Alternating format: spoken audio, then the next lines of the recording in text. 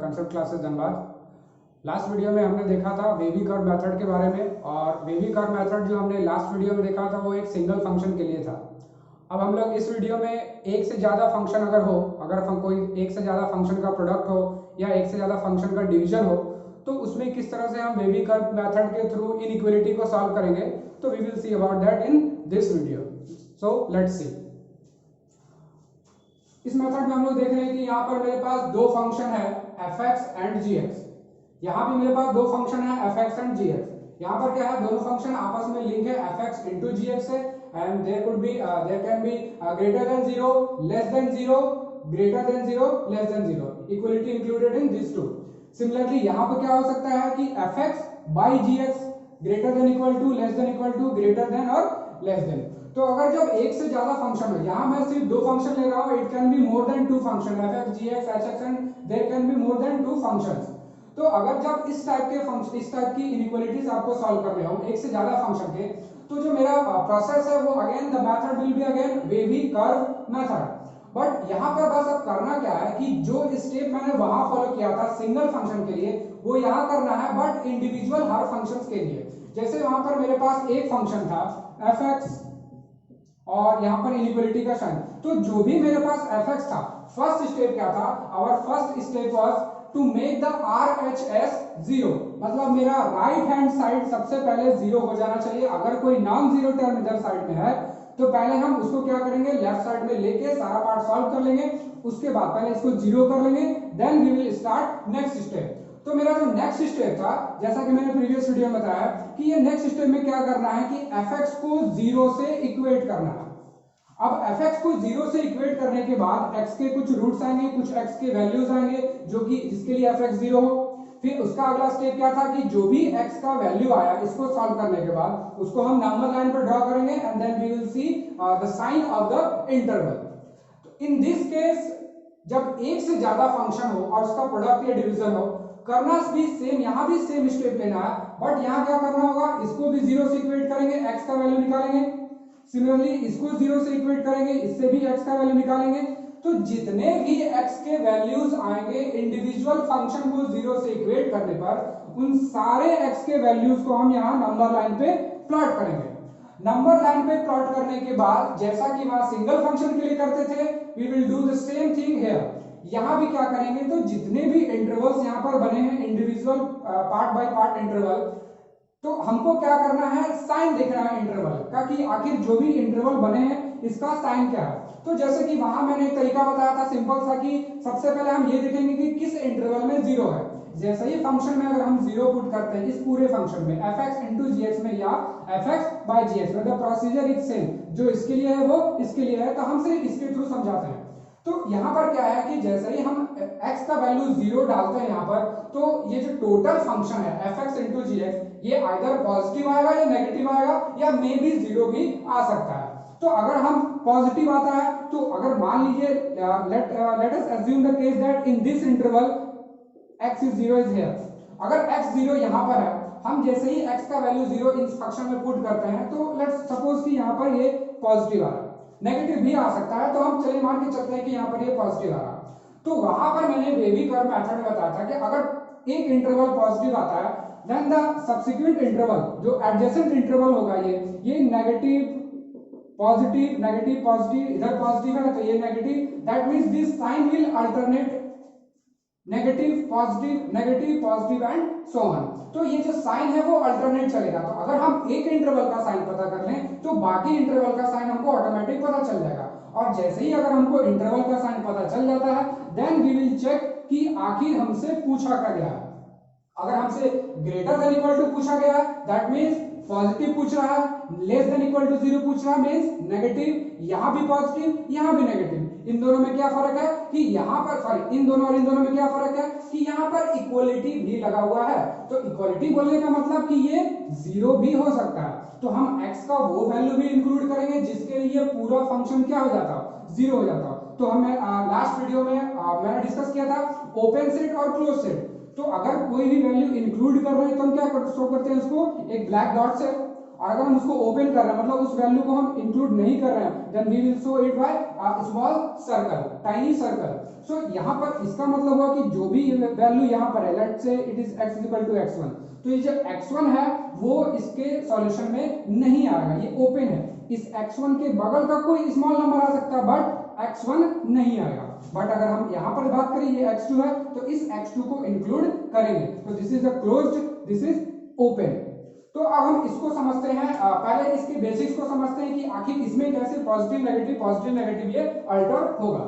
तो जो last lecture में मैंने बताया था कि कोई भी अगर फंक्शन है, अगर वो इंक्रीजिंग या डिक्रीजिंग है, तो मेरे पास दो केस था कि अगर मान लीजिए फंक्शन कोई इस टाइप से हो सकता है या फंक्शन कोई ऐसे है। तो अगर हम इस पॉइंट को बात करें तो इस पॉइंट पे क्या है, this is X Y, this is X Y. तो ये जो पॉइंट है, आखिर जो हम एफ एक्स या जी एक्स को इक्वेट कर रहे हैं जीरो से, तो जीरो से इक्वेट करने के बाद जो भी x का वैल्यू निकलता है वो x का वैल्यू ही यहाँ पर डिनोट होता है, let's say it is x1। तो अगर हम देखें कि लास्ट वीडियो में मैंने बताया था कि इस x1 के राइट इस साइड और लेफ्ट साइड, सिमिलरली इस x1 के राइट साइड और लेफ्ट साइड आइदर पॉजिटिव होगा या नेगेटिव होगा। जैसे कि यहाँ देख रहे हैं कि अगर हम इसके इस साइड जाएं तो ये पूरा पार्ट क्या दिख रहा है, एक positive area, that is x axis से ऊपर दिख रहा है, तो this is positive zone and this one is negative zone. Similarly अगर इसमें देखें तो इसके लेफ्ट साइड में क्या है, पॉजिटिव जोन, एंड इसके इधर साइड में क्या है, नेगेटिव जोन। तो हम देख क्या रहे हैं कि अगर हमको x इक्वल टू x1 के बारे में पता चल जाता है कि ये फंक्शन कहाँ जीरो है, तो उसके लेफ्ट या राइट में पॉजिटिव या नेगेटिव होगा। अब पॉजिटिव होगा कि नेगेटिव होगा वो हम चेक कर सकते हैं कोई एक वैल्यू को डाल के। जैसे अगर हम किसी एक x2 के वैल्यू यहाँ डालते हैं फंक्शन में, अगर वो पॉजिटिव आता है तो ऑटोमेटिक आपको पता चल जाएगा कि ये इंटरवल क्या है, मेरा पॉजिटिव है। तो ये तो एक सिंगल फंक्शन के लिए था, आइदर एफ एक्स ये हो सकता है या एफ एक्स ये हो सकता है। अब अगर मान लीजिए मेरे पास एक से ज्यादा फंक्शन हो एफ एक्स इंटू जी एक्स, तो मैंने इंडिविजुअल एक्स का वैल्यू निकाला जीरो से इक्वेट करके, तो इस केस में क्या होगा। तो अगर हम ध्यान से देखें, मान लीजिए कि मेरे पास इसको समझाने के लिए लेट अस अज्यूम कि x का दो वैल्यू आता, जो f x is equal to zero से इक्वेट किए वो ये है, मतलब एफ एक्स को जीरो से इक्वेट करने में जो भी x का वैल्यू आएगा वो इस पॉइंट को डिनोट कर रहा है, and this is g x is equal to zero, this is minus infinity, this is plus infinity. अब हमको ये देखना है कि यहाँ पर ये जो जीरो है, मान लीजिए कि यहाँ पर फिलहाल अभी तीन इंटरवल में बटा है, तो यहाँ पर ये जो तीन इंटरवल है, तो लेट्स से कि ये इंटरवल के बारे में बात करते हैं। अब इस इंटरवल में इस टोटल फंक्शन का साइन आइदर पॉजिटिव या नेगेटिव हो सकता है। तो for the time being let us से कि ये पॉजिटिव है, मान के चले हम ये पॉजिटिव है, वो हम चेक कर सकते हैं क्योंकि मेरे पास इस इंटरवल का कोई वैल्यू हम इसमें पुट करेंगे तो वो पॉजिटिव नेगेटिव आएगा, वो पता चल जाएगा। तो अगर हम यहाँ पर हम देखें तो ये इंटरवल है पॉजिटिव, तो आखिर इस इंटरवल में क्या होगा, नेगेटिव होगा। इस इंटरवल में क्या होगा, नेगेटिव होगा, बट क्यों होगा तो हम उसके बारे में चेक करते हैं। तो यहां अगर हम देखें, मान के चले कि यहां पर मेरा जो एफ एक्स है, अब एफ एक्स का और जी एक्स का भी दो केस हो सकता है, आइदर एफ एक्स ऐसे हो सकता है या ये ऐसे, जी एक्स भी आइदर ऐसे हो सकता है या ऐसे। तो फिलहाल के लिए हम मान के चलते हैं कि एफ एक्स जो है वो समथिंग लाइक दिस है, मतलब इस x1 की जहां पर ये जीरो आया है, इसके इस साइड पॉजिटिव है, इसके इस साइड में नेगेटिव है। gx मान के चलते हैं कि लगभग मान लीजिए कि इसको भी इंक्रीजिंग ही मान के चलते हैं, इसमें इधर कितना है पॉजिटिव, इसके इधर क्या है नेगेटिव। अब यहां पर अगर देखें तो सबसे पहले बात करते हैं इस इंटरवल का। अगर हम इस इंटरवल का बात करें तो दो फंक्शन है, दो फंक्शन का प्रोडक्ट पॉजिटिव है, ये कब हो सकता है। तो देयर आर टू केसेस, अगर दो फंक्शन है, दोनों फंक्शन का अगर प्रोडक्ट पॉजिटिव आ रहा है तो we have two cases, so let us discuss. अगर आपके पास दो फंक्शन है f एंड g, इन दोनों का वैल्यू ग्रेटर देन जीरो आ रहा है, तो अगर ये ग्रेटर देन जीरो है तो दो केस हो सकता है, आइदर f भी greater than zero, g greater than zero, और दूसरा केस कि f भी नेगेटिव और g भी नेगेटिव। ये दो केस हो सकता है, क्योंकि positive multiplied by positive will give positive, negative multiplied by negative will give again positive, so we have two cases, either ये या ये। तो for the time being मैंने यहाँ पर लिया है पॉजिटिव। अब अगर इस इंटरवल में इन दोनों का प्रोडक्ट पॉजिटिव है तो ये केस या ये केस में से कोई एक होगा। तो मान के चलते हैं कि हम ये पहला केस है कि इस इंटरवल में दोनों पॉजिटिव है, f is also greater than zero, g is also greater than zero। तो अगर हम ये देखें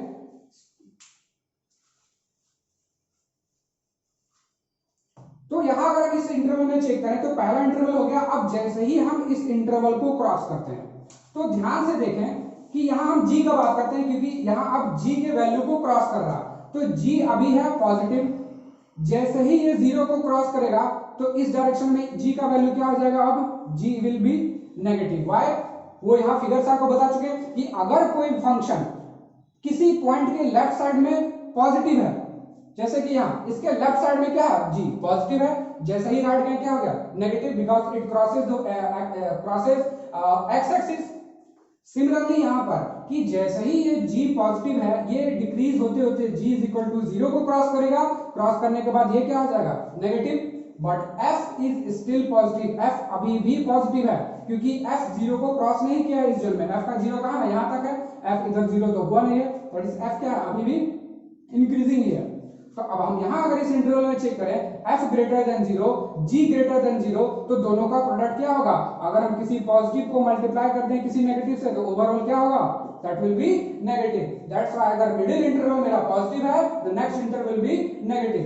अगर इसी को अगर हम इस इंटरवल के लिए चेक करें तो यहाँ देखते हैं, यहाँ ये मेरा दोनों है पॉजिटिव। अब जैसे ही ये f क्या होगा, अगर 0 को क्रॉस करेगा, f इस जोन में पॉजिटिव था, 0 को क्रॉस किया, मतलब इस जोन में मेरा f क्या होगा, नेगेटिव। इस लॉ से या इस फिगर से समझ सकते हैं कि f मेरा इस पॉइंट पे क्या था, पॉजिटिव, इस पॉइंट के राइट में, जैसे ही लेफ्ट साइड में है, f क्या हो गया, नेगेटिव। बट gx क्या था मेरा इस जोन में पॉजिटिव, तो पूरा इस जोन तक क्या होगा, gx पॉजिटिव होगा, क्योंकि अभी भी ये 0 को क्रॉस नहीं किया। तो g is again positive here, again negative multiplied by positive, so it gives again negative. So ये जो है बेसिक फंडा है कि आखिर कोई दो फंक्शन या दो से ज्यादा फंक्शन का अगर प्रोडक्ट हो या डिवीजन हो, तो अगर हम उसमें वेवी कर्व अप्लाई करें तो वो जो साइन है वो अल्टरनेट पॉजिटिव नेगेटिव होगा। क्यों होगा, this is the basic explanation of this concept.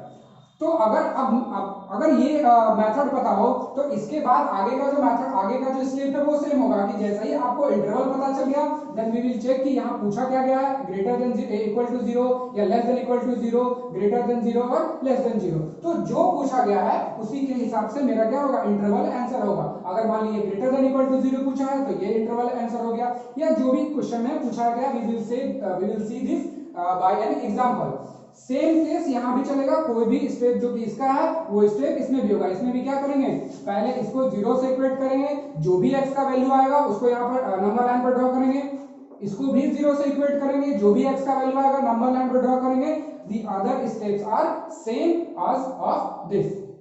तो इस वीडियो में हमने ये देखा कि आखिर एक से ज्यादा फंक्शन के लिए अगर वेवी कर्व आपको बताना हो या वेवी कर्व के थ्रू इनइक्वालिटी को सॉल्व करना हो तो कैसे सॉल्व करेंगे। In the next video we will see some examples regarding this multiple function method. तो अगर आप एक से ज्यादा फंक्शन हो तो उसको कैसे हम यूज कर सकते हैं डोमेन फाइंड करने के लिए, तो we will see in the next video. Thank you.